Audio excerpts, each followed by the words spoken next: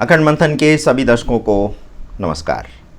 मैं हूं शेखर त्रिपाठी और आप देख रहे हैं हमारा YouTube चैनल अखंड मंथन। भविष्य के समाचारों के इस विशेष वेब सीरीज़ में आप सभी दर्शकों का हार्दिक स्वागत है, अभिनंदन है। आज के एपिसोड में देखिए डॉक्टर अंकित शाह की वो भविष्यवाणी जो उन्होंने भारत समेत सारे संसार के लिए की है। आपको बता दें कि डॉक्टर अंकित शाह IIM अहमदाबाद में एसोसिएट प्रोफेसर हैं और JNLU लीगल के सलाहकार बोर्ड के सदस्य भी हैं। किसी भी विषय को तार्किक आधार पर विश्लेषण करने एवं उसी आधार पर आने वाले समय में उस विषय का भविष्य देखने के लिए डॉक्टर अंकित शाह पूरे भारत में प्रसिद्ध हैं। डॉक्टर अंकित शाह का अनुमान है कि आने वाले समय में डॉलर का अवमूल्यन होगा, यानी डॉलर आधारित विश्व की आर्थिक व्यवस्था में बहुत बड़ा परिवर्तन होने जा रहा है। वहीं भारतीय रुपया अब अंतर्राष्ट्रीय मुद्रा बनने की ओर आगे बढ़ रहा है। अच्छा लगा ना ये जानकर कि अब आने वाले समय में भारतीय व्यापारी अपनी मुद्रा के आधार पर ही संसार में व्यापारी गतिविधियां कर सकेंगे। वर्तमान केंद्र सरकार अब जो भी आर्थिक नीतियां बना रही है उसका आधार 2047 में तैयार होने वाली एक बड़ी अर्थव्यवस्था के साथ संबंधित है। विश्व के बदलते आर्थिक परिदृश्य को देखते हुए ये कहा जा सकता है कि सारे संसार में डी-डॉलरीकरण की प्रक्रिया में तेजी से कमी आने जा रही है। जैसा कि आप जानते हैं कि 2024 में भारत में लोकसभा के चुनाव होने हैं और 2025 में अमेरिका में राष्ट्रपति के चुनाव होने जा रहे हैं। ऐसे में अनुमान है कि सारा संसार ही एक बड़े आर्थिक क्रांति के दौर से गुजरने वाला है। धीरे धीरे एक देश की रिजर्व मुद्रा कई देशों की रिजर्व मुद्रा में परिवर्तित होने जा रही है। वह भारत जिसके रुपए का मूल्य आज़ादी से पूर्व अमेरिकी डॉलर से भी अधिक था, वही रुपया आज डॉलर के अनुपात में कमज़ोर होता गया। क्या आपने सोचा है कि इसके पीछे क्या कारण हो सकते हैं? क्या आपको नहीं लगता कि भारत के आर्थिक तंत्र को तोड़ने में पश्चिमी देशों ने क्या षड्यंत्र रचा है? जैसा कि आप जानते हैं कि भारत का आर्थिक तंत्र पहले संयुक्त परिवार के रूप में सुरक्षित था, तो पहला प्रहार विदेशी रणनीतिकारों ने यह किया कि भारत के प्रत्येक नागरिक के अंदर व्यक्तिवाद की आग जलाई, उन्हें अपने अधिकारों के प्रति उद्वेलित किया और अंततः संयुक्त परिवार टूटा और घर से निकला हर एक व्यक्ति शहरों की ओर बढ़कर पूंजीवाद को एक अस्त्र के रूप में उसका प्रयोग करने लगा। व्यक्ति शहरों में एकाकी होता गया और जो धन कमाता भी गया वह ब्याज की भेंट चढ़ता गया। संयुक्त परिवार की जो बचत की पूंजी थी वह आधुनिक बाजारों को सौंप दी गई, जबकि इससे पूर्व हमारा खेती का आर्थिक ढांचा इतना सशक्त था कि उससे उपजे आर्थिक तंत्र को कोई तोड़ नहीं सकता था। किंतु जब मुगलों और फिर अंग्रेज़ों ने भारत पर हमला किया तो उन्होंने सबसे पहले भारत की संस्कृति, उसकी शिक्षा की गुरुकुल पद्धति और उसके बाद उन्होंने परिवारों को तोड़ना आरंभ किया। ऐसे ऐसे सपने दिखाए गए जिसके पूरा होने पर व्यक्ति के पैरों के नीचे की ज़मीन भी खिसक गई। जी हाँ, सही पहचाना आपने। आज शहरों में पनपे अपार्टमेंट कल्चर ने ही हमारे पांव तले की ज़मीन भी छीन ली है, जबकि इससे पहले प्रत्येक व्यक्ति के पास ज़मीन पर बना मकान होता था और उसकी छत स्वतंत्र होती थी। किंतु आर्थिक तंत्र में परिवर्तन होने से न सिर्फ पैरों के नीचे से ज़मीन खिसकी बल्कि सिर पर से आसमान भी गायब हो गया।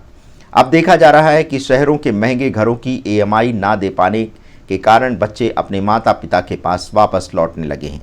कोरोना के दौरान कई युवा विदेशों से भारत आए और अपने गांव में रहकर ही उन्होंने कार्य करना आरंभ किया और देखते ही देखते 3 वर्षों में उन्होंने अपने स्वतंत्र आर्थिक तंत्र का निर्माण देश के अर्थतंत्र को एक नई दिशा देने के लिए कर डाला। इस घर वापसी का एक जो सबसे बड़ा प्रभाव पड़ रहा है, विदेशों की आर्थिक व्यवस्था अब कमज़ोर हो रही है, क्योंकि जब भी कोई बच्चा भारत छोड़कर विदेशों में जाता है तो वह जिस देश में काम करता है वहाँ की पूंजी को सुदृढ़ करता है। किंतु जब से भारतीय युवा भारत वापस आने लगे हैं तो एक प्रकार से देखा जाए तो ये मात्र युवा वापस नहीं आ रहे हैं, बल्कि वे अपने साथ एक बड़े अर्थतंत्र को भी साथ ला रहे हैं। पहले विदेश जाकर पढ़ना एक स्टेटस कल्चर बन गया था, किंतु अब अधिकांश युवा भारत में रहकर ही भारत को आर्थिक रूप से सशक्त बनाने का कार्य कर रहे हैं। नए नए स्टार्टअप के कारण भारत के उद्योग जगत में एक नई स्फूर्ति और नया जोश देखा जा रहा है। भारत अब एक निर्णायक मोड़ पर खड़ा है और उसे बस एक सही दिशा देने की आवश्यकता है। दूसरी ओर जो भारत अब अपने नाम को साथ लेकर आगे बढ़ रहा है और अंग्रेज़ों द्वारा दिए गए नाम को छोड़कर अपना एक अलग अस्तित्व खोज रहा है।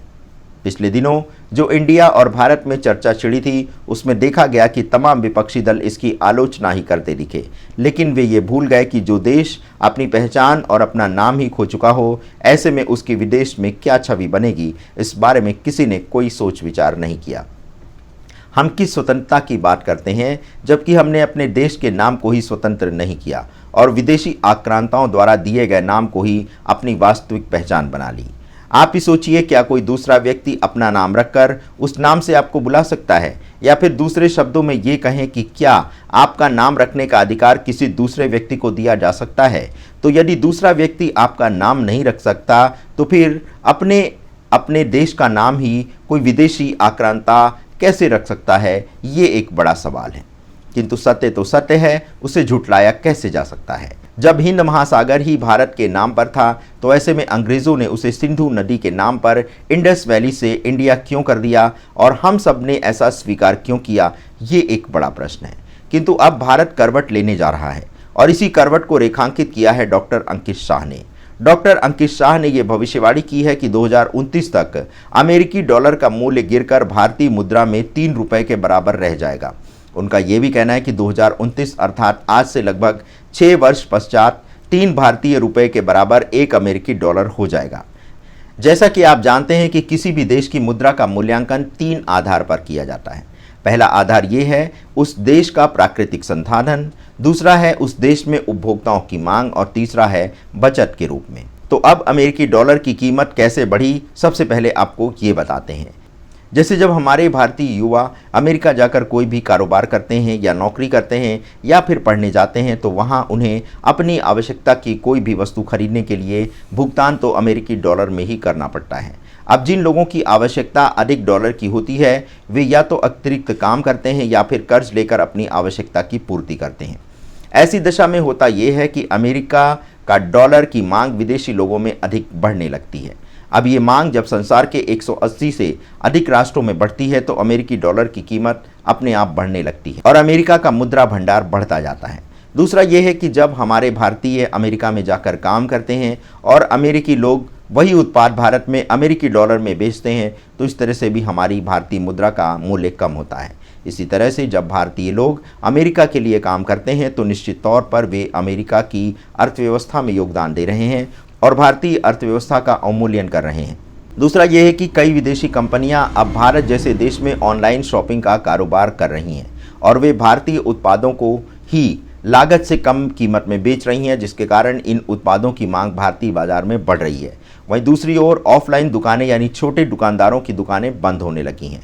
दूसरी ओर अमेरिका असीमित मात्रा में मुद्राएं छापकर उसका उपयोग भारत में धर्मांतरण एवं एनजीओ को फंडिंग करने के लिए कर रहा है। ये भी एक प्रकार से भारतीय अर्थतंत्र को कमज़ोर करने और उसे तबाह करने जैसा ही काम किया जा रहा है। लेकिन अब ये स्थिति बदलने वाली है। अनुमान है कि धीरे धीरे संसार भर की कई बड़ी कंपनियां भारत में अपने उत्पाद को बनाने के लिए प्लांट लगाने जा रही हैं। साथ ही साथ 2030 तक कई एनआरआई भारत आकर यहां काम आरंभ करने जा रहे हैं।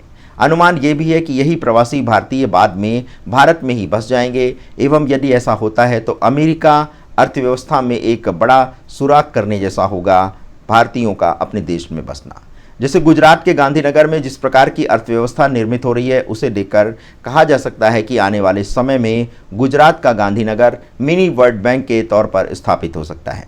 प्रधानमंत्री नरेंद्र मोदी अब जितनी भी विदेश यात्राएं कर रहे हैं उनका मुख्य लक्ष्य प्रवासी भारतीयों से मिलकर निवेश को भारत में लाने का है।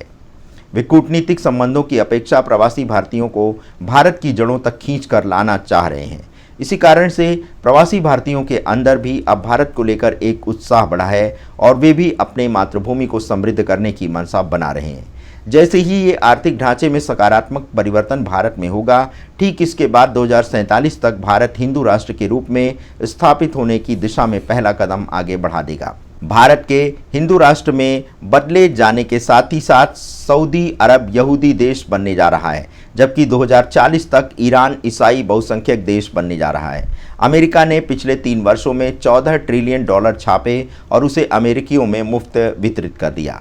यही कारण है कि आने वाले समय में वहां की मुद्रा के मूल्य में गिरावट होना तय है, जबकि अमेरिका ने पूरी दुनिया से जो भी लाभ कमाया है उसका मात्र 3 ट्रिलियन डॉलर रिजर्व के रूप में रखा गया है। दूसरी ओर रूस देश को देखा जाए तो प्राकृतिक संसाधन के रूप में रूस के पास जितनी अचल संपत्ति है वह संसार के सबसे पहले नंबर पर आता है, क्योंकि रूस को प्राकृतिक संसाधन के रूप में एक बड़ा उपहार मिला है। डॉक्टर अंकित शाह भारत को लेकर एक और भविष्यवाणी पहले भी कर चुके हैं और वह है लोकसभा चुनाव का परिणाम।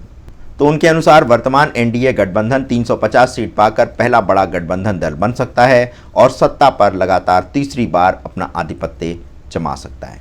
तो दर्शकों, ये था डॉक्टर अंकित शाह का भविष्य विश्लेषण, जिसमें उन्होंने रुपए को अंतर्राष्ट्रीय मुद्रा के रूप में स्थापित करने का संकेत दिया है और साथ ही साथ उन्होंने भारत के स्वर्णिम भविष्य का झलक भी हमारे समक्ष प्रस्तुत किया है। आपको बता दें कि डॉक्टर अंकित शाह एक रिसर्चर भी हैं और वो कोई ज्योतिषाचार्य नहीं है। उन्होंने जो भी भविष्यवाणी की है वो डेटा एनालिसिस करके की है और इस आधार पर जो भी भविष्यवाणियाँ की जाती हैं उन्हें अधिक प्रामाणिक माना जाता है।